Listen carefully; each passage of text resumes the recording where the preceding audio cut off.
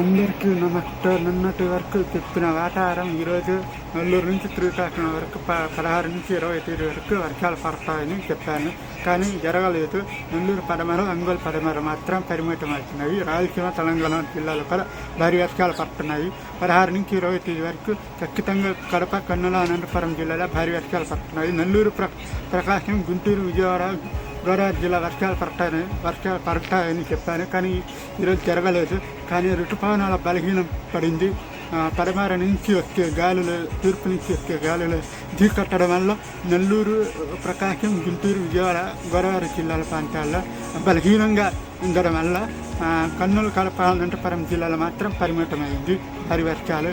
ఈ వర్షాలు వచ్చే వారం ఒక 10 రోజుల తర్వాత వర్షాలు పడిగే అవకాశం ఉంది నెల్లూరు, ప్రకాశం, గుంటూరు జిల్లాలో. ఈ పాటికి వచ్చే 23వ తేదీ వర్షాలు, 23వ తేదీ వరకు వర్షాలు కనుక అవకాశం లేదు. భారీ వర్షాలు పడే అవకాశం కూడా ఎక్కడ కనిపించడం లేదు.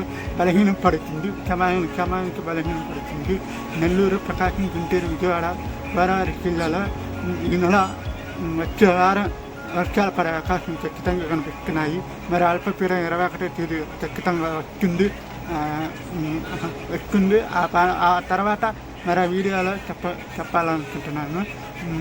హైదరాబాద్ తీర ప్రాంతాల్లో కూడా వర్షాలు విపరీతంగా స్థిరంగా వర్షాలు పడుతున్నాయి. రంగారెడ్డి, ఆదిలాబాద్, నిజామాబాద్ పరిసర ప్రాంతాల్లో కూడా భారీ వర్షాలు పడుతున్నాయి.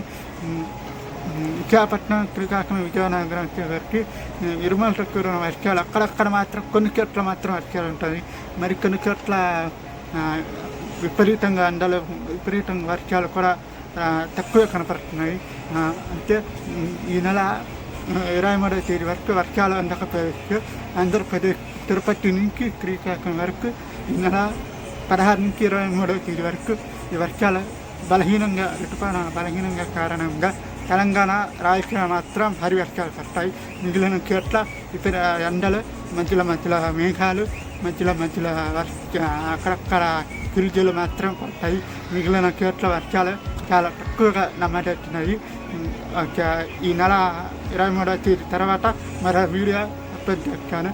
అంతవరకు సెలవు తీసుకుంటున్నాను.